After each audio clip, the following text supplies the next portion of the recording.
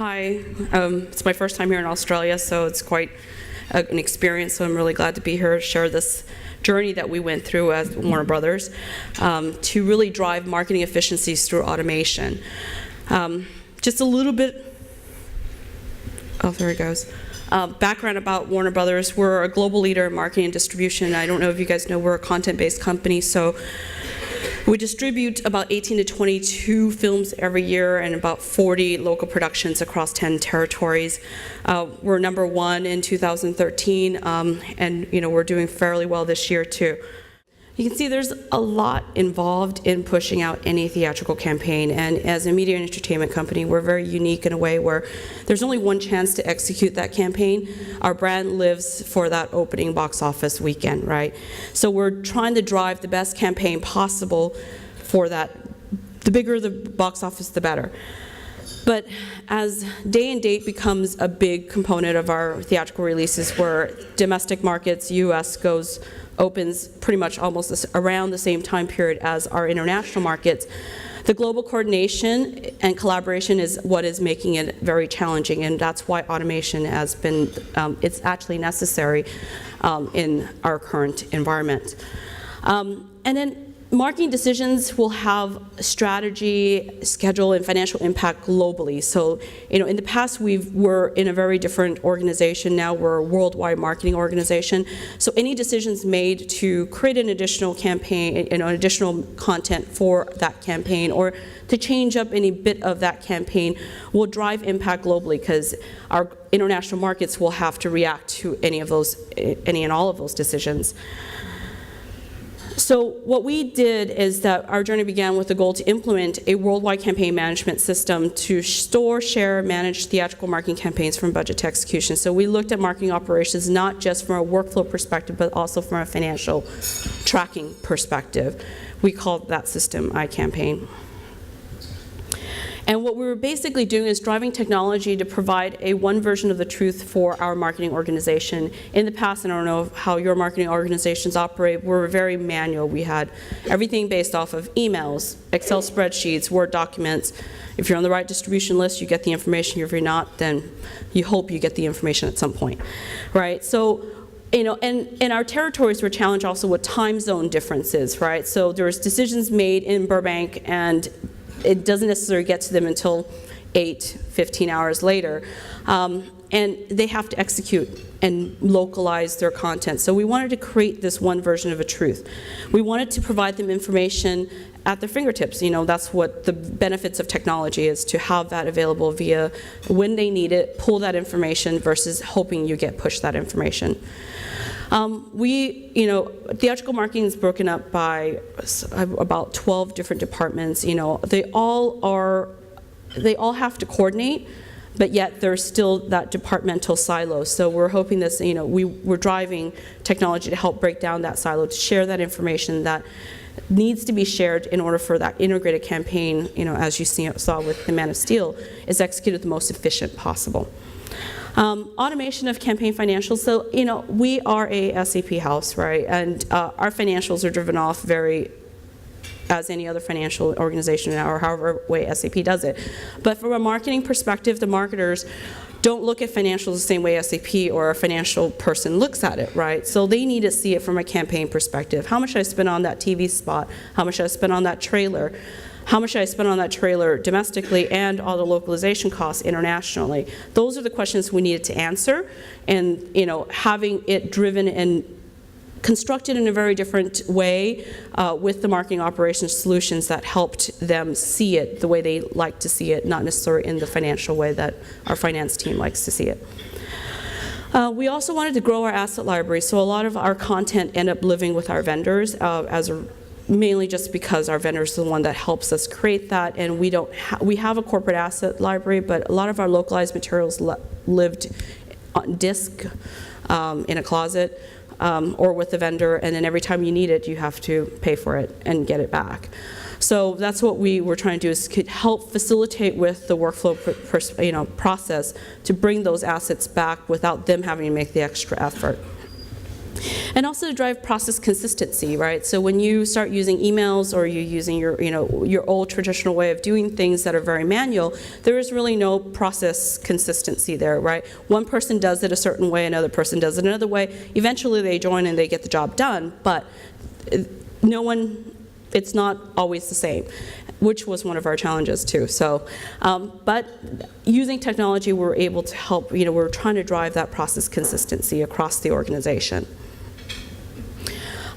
And our implementation strategy also is to deliver core functionalities to key territories across all departments. So we focused on that first.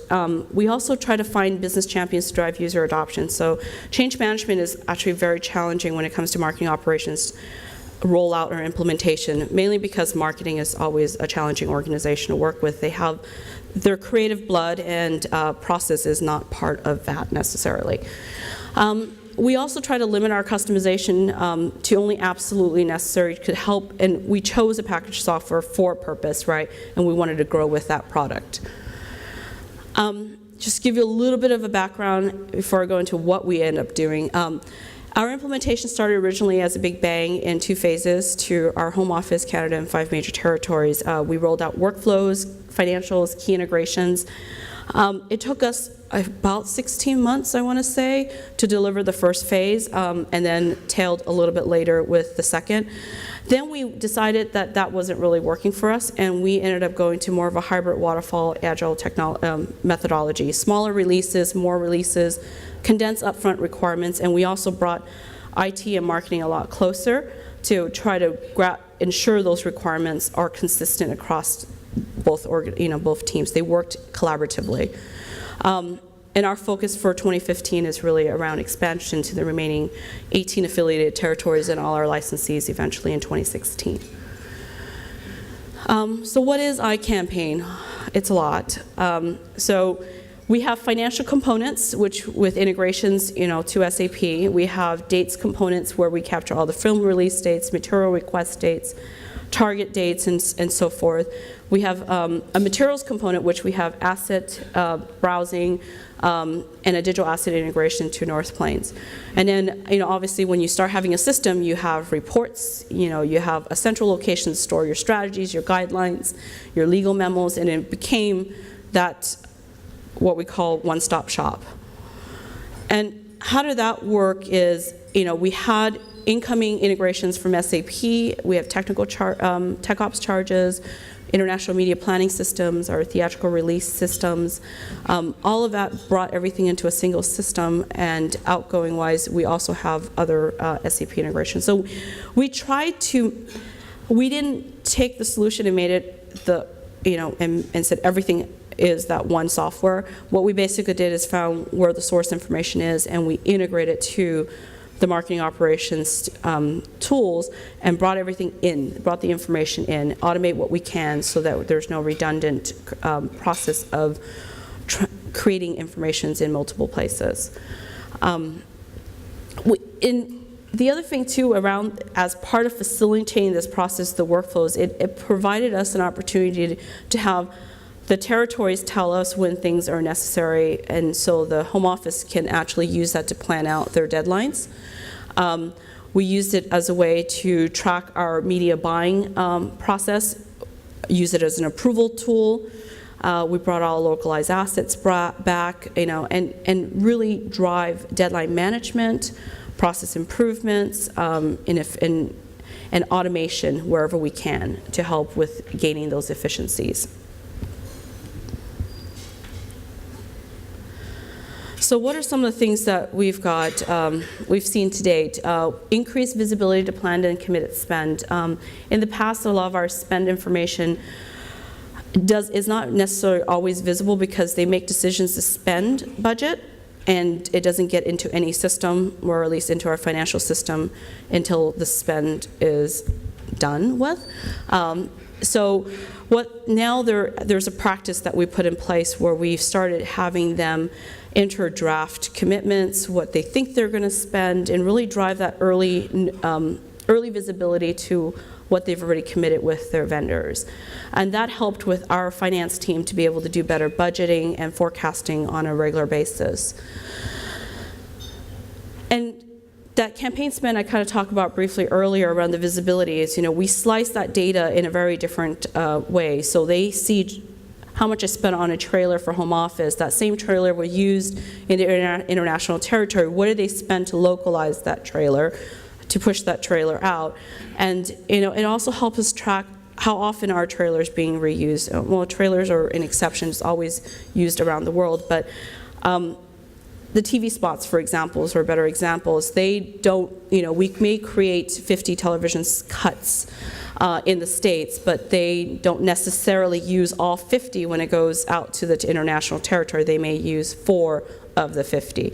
So we wanted to start looking at that type of media rotations. How are they using the materials being created out of the home office, and help drive and measure our ROI for what we do, like, on all the content we create as part of the campaign. And that helps us see that from a campaign spend perspective and as part of a workflow process. It was quite interesting. So the organization went from no system to a system, so that's always challenging, right? And we had to try to understand their process and what is their process, and we documented that, built a system. As we continue to use the system, what we're finding is the organizations are changing their business process. So we're, organically going through a process re-engineering versus something that we started as part of the project. So the organization is finding things that they can improve on. The organization is finding ways to incorporate the system into their daily activities, from the beginning to the end. And they're providing us that feedback, and we're adjusting accordingly. So it is something that it's an ever-changing process, but it allows us to look at it differently as they are using the system, and we're also auditing it. So we're seeing where it's not efficient, where is it efficient, where can we gain and make things better, how do we look at other integration platforms to help improve that process, to automate wherever we can. So those are the things that we're really looking at doing right now, is a lot of that process re-engineering and auditing of their existing process. Our asset visibility and availability, as part of the workflow process, everything while they're doing their creations and localizations, all that is automated through a workflow process and ultimately stored back into our corporate archive.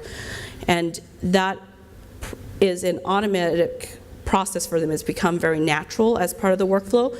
And that has pushed more of our assets back into our systems and bringing them back into our hands compared to what it was before. So we're seeing a lot of increase in our assets, especially localized assets, back in our control. Well, you would think in a digital age that we would start using less hard media, but it's still something that we do quite often. We were just looking at this a few weeks ago about how many DVDs get created as they go through the process of reviewing content, especially video content.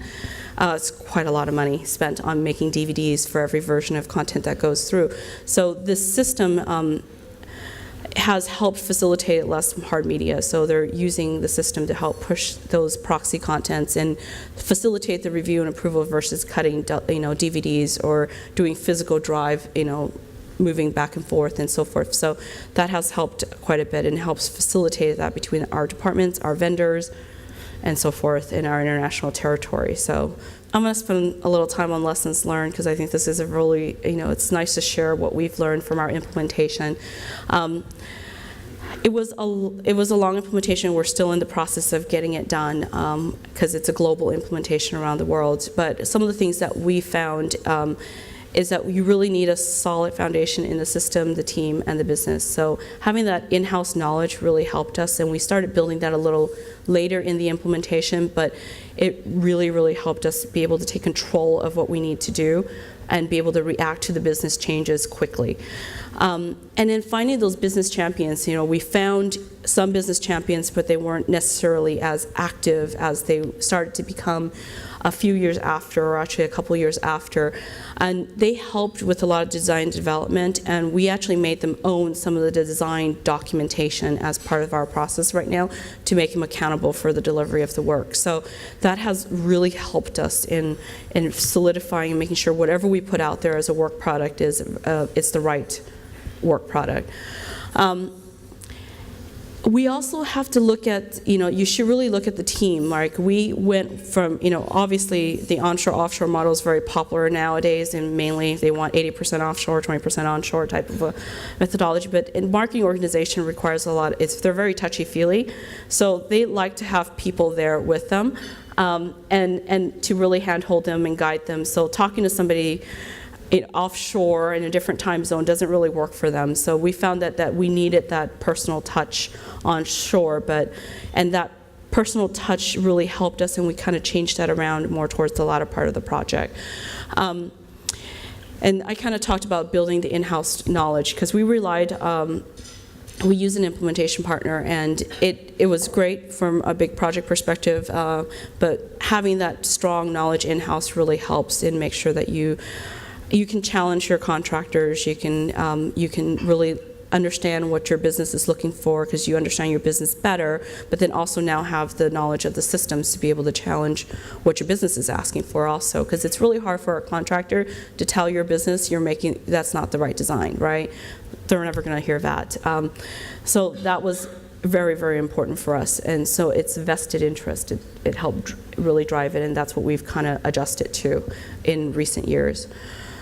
Start simple, roll out in smaller phases. We did a big bang, so we started spending all this time doing design work, and it took us a year almost before we got back to them and showed them what we've built. And at that point in time, everyone's forgotten what they told us, and they're like, well, did I really say that? That doesn't seem right. And it was really massive, and everything was interpreted as, this is your process, we'll build it as is, because it's really hard to challenge your marketers, because they said, that is our process, you got to build it that way, it won't work unless you do. So, start smaller, try to look at bringing less system in to start with, especially in our case, our organization had no system to start with, so when you try to take a big leap, it's too much for them. So, and do smaller rollouts and prototyping, and let them feel the system, because their process is already inconsistent right now. They needed to see how the system can fit into their process, and that was how they do it, is to get their fingers on the keyboards, work in the system, provide us the feedback, and so forth. So that would have been something that, if I was to do it over, is to do it over in smaller phases. Understand your organization readiness. This is, and change your approach accordingly, right? So our organization was somewhat ready for technology, depending who you talk to, and then some other folks were just not ready for it at all. So you have to really work on that strategy of how you deal with your organization based on who you're talking to, and whether or not they're ready for something like this. To them, it was too rigid. When it comes to putting everything into a system, into a workflow process, that is rigid in comparison to them using emails and Excel spreadsheets and so forth, right? So that was something that you have to figure out how you handle your organization based on the different types of people you have in your organization. Change management is definitely something that I would say you need to invest a lot of time in, and making sure that you have the right change management strategy that fits your organization best. Be flexible and agile, so learn from the business, let the business learn about the product, and then be able to respond quickly, because that builds confidence, and that confidence is what's going to keep them going and adopting the solution. And then really, before they really when you first roll out, they don't really see the benefits right away, right? All they see is extra work, and all they see it's a rigid process. That's not the way we operate.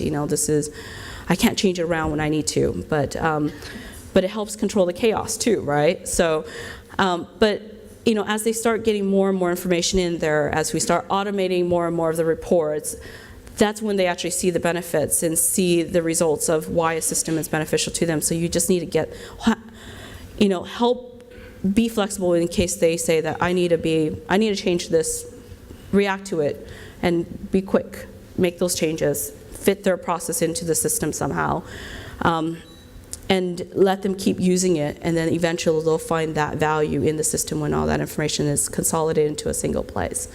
And that's what we're starting to see right now. It's after about a year, about 2 years of using the system, they're starting to really see the data is becoming more and more valuable to them. If they have a question, they know where to go get it. It's facilitating things that they don't have to do. Now we're pushing work that our WB staff would have to do off to vendors to upload content and so forth, and then the automations kicks in and take care of the rest.